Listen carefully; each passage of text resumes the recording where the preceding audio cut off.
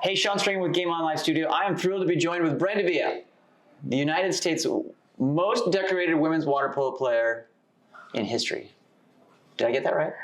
Sure. I mean, it's one of those things the media throws out there, but we'll go with it. We'll go with it. Yeah. Brenda just led her squad. We're here just off stage at the 2025 Quicksilver Cup, International Quicksilver Cup, and your team just took the championship. Congratulations, Brenda. How did that feel? Thank you. It's always great to be the last team standing. Right. I'm just excited that the Quicksilver Cup was extended to the girls' side. And it's a great environment, great atmosphere. So it's great to be the first to win this tournament. Yeah, fantastic. That's going to be quite a legacy for your group, right? How about that? Talk a little bit about your transition from being an athlete. I mean, you're clearly an ambassador of the sport of water polo and now coaching club water polo and high school water polo. Yes. I guess growing up, I don't think I ever really contemplated being a coach, but the longer I stayed in the game after 4 Olympic Games, it's something that I'm very passionate about, and mentoring and coaching the high school age girls is something that I have found to really enjoy.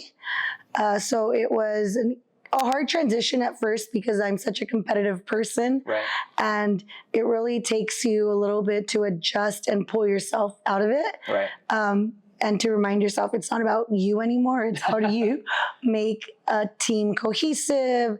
How do you bring the best out of each individual? And remembering that it's not always at the elite national team level, right? And the expectations that go with that. And that was something that was ingrained in me for 16 years. Right. So I think the transition from that took a little bit, but now I'm definitely at a point where I appreciate just the balance in life that I could provide these student athletes in high school and still be after competitive excellence, but also with the hindsight that I have with all my experience of, okay, that life event is important. You need to go do that with your family, because I think sometimes we miss that now in youth sports. Yeah. You mentioned team cohesion. If I think of the U.S. women's water polo national team, I think of like just a beacon of what team cohesion looks like, right? And obviously, as being one of the founding members of that team, you have a huge part of that. What are some of the things that you've taken from your national team experience into club women's water polo from a team cohesion standpoint? Yeah, I mean, it was always, I think the hardest thing after retiring is knowing that you don't have 13 women beside you, all with one goal in mind. Right. On your worst days, I can look to my left, look to my right, and have anybody support me or anybody, uplift me. Or even in a tough game, if I'm going 0 for 7, I have a teammate. It's like, I'm going to give you the ball and it'll be okay. So I think it's, the thing I miss the most is just that community support that we had. So then now I try to instill that in my athletes. And something that Adam Krikorian always talks about is like selfless play. Right.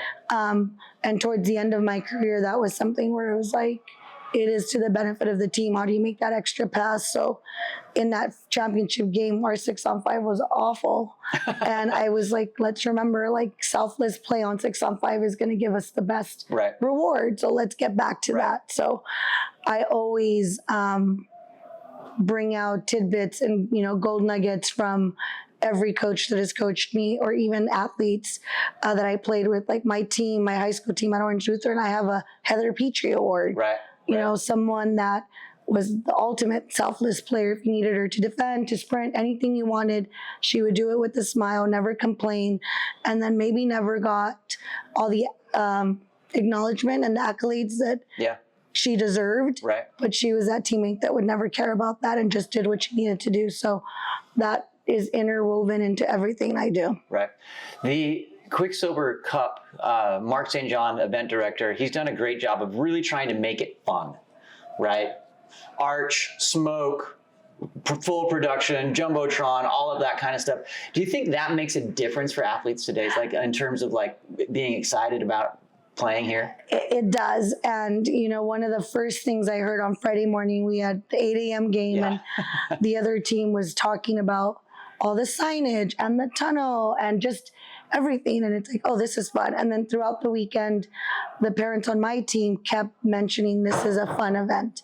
The girls kept saying this is fun, and it's the live music, and it's everything. And I was joking with my team because they were so shy about the tunnel, and we're kind of like, is this cool? Is it not? And then after the semi, I'm like, hey girls, like enjoy this moment. Like NCAA, there was a tunnel. World Aquatics, like now it's a production. It's a part of the sport, and you deserve this. So lean into it. And then when the whistle blows, none of this. But before that, like have fun. Like it's okay to enjoy it before it doesn't always have to be so serious. Well, and I've always loved, I've always loved the show, but let's talk about the big show and the one that's coming to LA that you're a part of. You are a member, an athlete advisory committee member, I believe, if I get that correct, for the LA 2028 games coming up for the Olympics. Pretty cool to be having a company back to your hometown, right?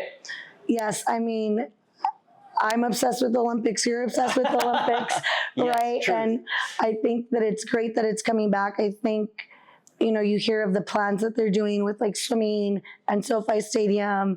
And I think of it as, what's the aftermath? What's the legacy of those games, right? It's what's going to happen in those 2 weeks and the magic that the Olympics brings anywhere it goes. But because born and raised here in East Los Angeles, Commerce, I want to know what the benefits, or I want a hand in that. I want to continue to give the feedback and the insight that I have to like what will benefit our community once the games are gone, because the Olympics is more than just those 2 weeks. So fast forward 10 or 15 years, what do you want women's water polo to look like? What are the goals from Brenda Villa's mind? Well, I mean, could we get it to a 16-team Olympic tournament? Could we get, even like we said, this is great. There's prize money and there's like a smaller fee, but it's like, how do we get it in bigger stadiums? How do we get more kids just swimming and water safe? So for me, it's like the more kids that are in the pool learning to swim and being water safe, the higher chance we have of growing our sport. And I mean, I always talk about the women's side of things, not to say that the men's side, I mean, they're on fire right now, but I think the biggest growth areas are still on the women's side. And you see it all, like, everyone watches women's sports, right? Or you see what's happening with the WNBA, and it's like, is there room for a professional league for women in the U.S.? Like, I feel like the U.S. is trendsetters in supporting women's sports and getting that done. So what could we imagine? Or what could we make happen here to inspire more women's water polo across the globe? Thank you so much for taking a few minutes with us here. Just like I said, off the deck from the Quicksilver Cup. Any last words you want to share?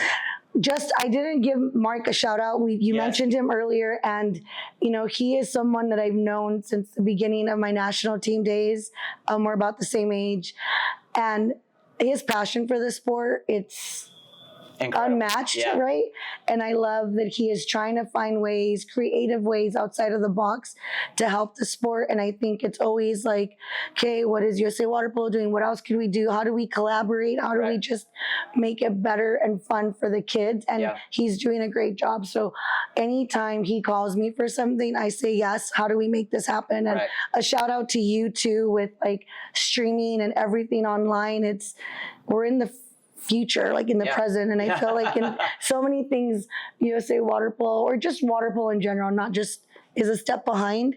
So I think with the streaming, it really is helping our sport get out there and be relevant and just showcase like all other sports. So thank you to you too. Thank you so much. Brenda, we wouldn't do it without you in that 2000 Olympics, right? Woo! Good stuff. We've come a long way. We've come a long ways. Yeah, you've come a long ways, and I appreciate it. You've always been a hero of mine, and it's great to be a personal friend with you. So thank you so much for taking a minute and talking with us, and game on. Thanks.